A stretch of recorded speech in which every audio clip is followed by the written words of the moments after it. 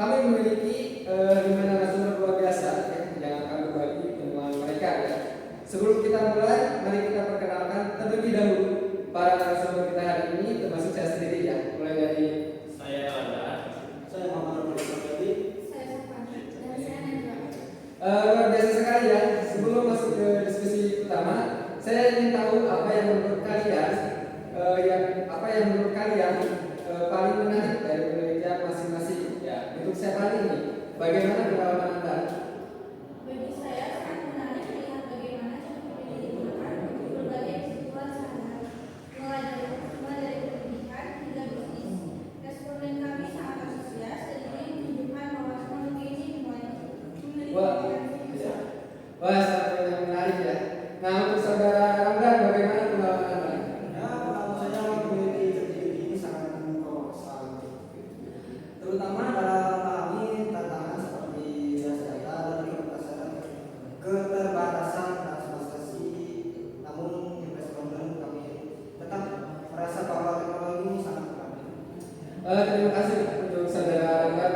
Baiklah, mari kita mulai diskusi ya dengan topik pertama kita yaitu fairness ya. Nah, keadilan atau fairness adalah salah satu elemen utama dalam trusting AI. Saya ingin tahu nih, bagaimana teknologi yang kalian teliti memastikan keadilan dalam pengambilan keputusan. Nah, untuk siapa nih? Mari kita mulai dari Anda. ChatGPT berusaha memberikan jawaban yang netral dan adil. Namun, tantangan utama adalah memastikan data pelatihan lebih inklusif.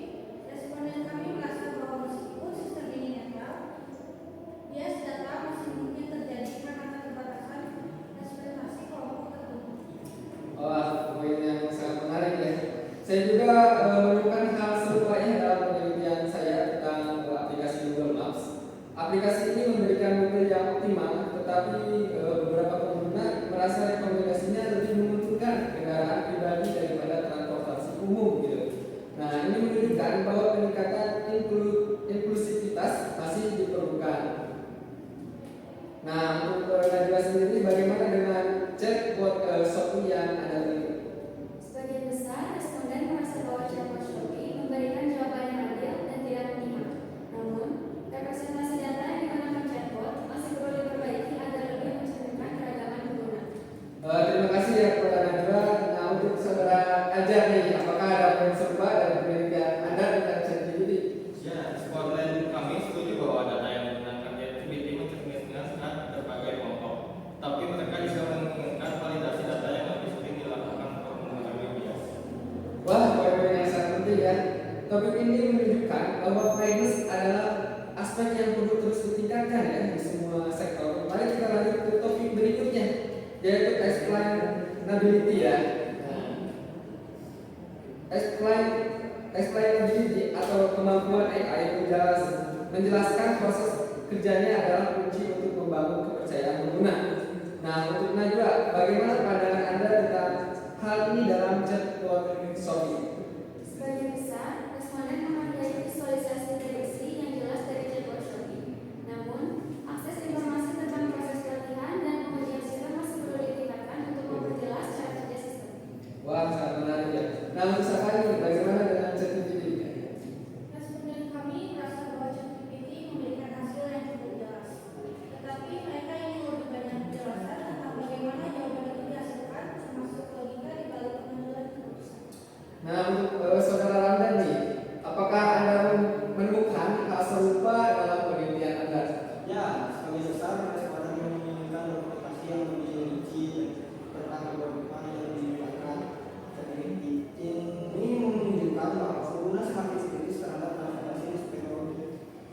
Sebagai tambahan dari saya ya, di Google Maps banyak pengguna merasa terbantu ya dengan rute yang disarankan. Namun mereka tidak sepenuhnya memahami logika di balik pemilihan rute tersebut yang menunjukkan perlunya transparansi lebih mendalam. Nah, terima kasih semuanya ya. Penjelasan kalian benar-benar membuka wawasan tentang pentingnya explainability yang saudara Erja. Bagaimana pendapat Anda? Apakah ChatGPT yang Anda teliti cukup jelas dalam menjelaskan proses pengambilan keputusan? Responden kami merasa bahwa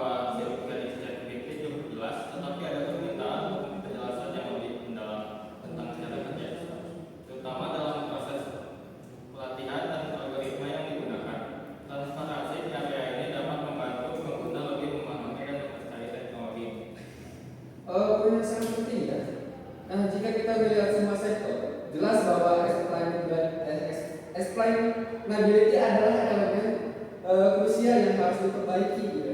Nah, mari kita lanjut ke topik berikutnya yaitu robustness ya. Nah, robustness atau keandalan adalah elemen penting dalam trust di AI. Bagaimana teknologi yang kalian teliti menunjukkan keandalan dalam berbagai kondisi. Nah, untuk saudara Randa, mari kita mulai dari Anda. ChatGPT yang saya teliti dinilai cukup andal oleh responden. Sebanyak 63,6% menyatakan bahwa sistem ini memberikan hasil yang konsisten dan berbagai situasi. Namun, ada beberapa kekhawatiran terkait ketahanan dan terhadap manipulasi atau serangan yang menunjukkan keperluan pengambilan lebih lanjut. Saya juga menemukan hal serupa ya dalam penelitian saya tentang Google Maps. Aplikasi ini sangat andal dalam memberikan prediksi lalu lintas dan rute alternatif, tetapi beberapa pengguna merasa bahwa akurasinya dapat menurun dalam kondisi tertentu, seperti sinyal GPS yang lemah. Nah, untuk siapa ini, bagaimana dengan ChatGPT dalam penelitian Anda? Responden kami merasa bahwa ChatGPT cukup stabil, tetapi mereka menginginkan adanya protokol pemulihan yang lebih jelas jika terjadi kesalahan. Hal ini penting untuk memastikan pengalaman penggunaan tetap positif. Poinnya sangat bagus ya Ustaz tadi. Nah, untuk Najwa, apakah chatbot Shopee juga menghadapi tantangan serupa? Ya, meskipun chatbot Shopee dinilai sangat andal, beberapa responden menyebutkan bahwa sistem terkadang kesulitan menangani masukan yang tidak terstruktur. Ini menunjukkan bahwa pengembangan lebih lanjut pada ketahanan sistem sangat diperlukan. Nah, untuk saudara Eder nih, ya, bagaimana dengan ChatGPT yang Anda teliti? Responden kami juga mengerti perlunya validasi sistem secara berkala untuk memastikan keadaan ChatGPT dalam berbagai situasi. Hal ini menjadi penting untuk menjaga kepercayaan pengguna terhadap teknologi. Ya, keandalan memang menjadi salah satu faktor kunci ya dalam meningkatkan kepercayaan terhadap AI. Sekarang mari kita lanjut ke topik berikutnya yaitu transparansi. Nah, transparansi ya sangat penting untuk membangun kepercayaan pengguna terhadap teknologi AI. Saya ingin tahu nih bagaimana teknologi yang kalian teliti memastikan transparansi. Untuk siapa ini? Bagaimana pandangan Anda? Responden kami merasa bahwa ChatGPT cukup transparan, terutama dalam menyampaikan hasil prediksi. Namun, mereka menginginkan informasi lebih lanjut tentang sumber daya yang digunakan, sumber data yang digunakan, kembaran sistem yang dilakukan. Kalau untuk Najwa, bagaimana dengan chatbot Shopee? Chatbot Shopee cukup transparan dalam menyampaikan tujuan penggunanya, tetapi akses ke metadata model dan informasi tentang pelatihan sistem masih perlu ditingkatkan. Ini akan membantu pengguna memahami cara kerja sistem dengan lebih baik. Nah, untuk saudara Anda nih, apakah Anda menemukan hal yang serupa? Ya, responden kami menginginkan lebih banyak akses ke aplikasi seperti ChatGPT. Transparan ini penting untuk membantu pengguna merasa yakin bahwa sistem bekerja secara etis dan bertanggung jawab. Nah, sebagai tambahan dari saya juga ya di Google Maps, transparansi terlihat dalam fitur yang menunjukkan kondisi lalu lintas secara real time. Nah, namun penggunaan masih menginginkan penjelasan lebih lanjut tentang bagaimana data yang digunakan. Nah, untuk saudara yang ajar nih, apakah ada masukan dari penelitian Anda terkait transparansi ChatGPT? Ya, itu saja. Responden kami menekankan pentingnya komunikasi yang lebih jelas tentang kebijakan, aplikasi, dan bagaimana data pengguna dikelola. Ini menjadi salah satu poin utama yang perlu diperhatikan untuk membangun kepercayaan.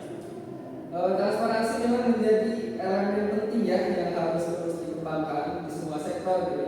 Kita sekarang masuk ke topik yang terakhir nih ya, yaitu data privacy. Nah, data privacy atau privasi ya, data adalah salah satu isu yang paling sering dibahas nih dalam pengembangan AI. Nah, bagaimana teknologi yang kalian teliti ya memastikan perlindungan data pengguna? Nah, untuk saudara Randa nih, mari kita mulai dari Anda. ChatGPT dalam penelitian saya sudah diterapkan SPI untuk melindungi data pengguna. Namun responden kami menginginkan kejelasan dan tentang bagaimana data mereka digunakan. Apakah ada opsi untuk menghapus data secara permanen atau tidak? Terima kasih yang saudara Randa ya. Dalam penelitian saya ya, tentang Google Maps, privasi data juga menjadi perhatian utama ya, meskipun aplikasi ini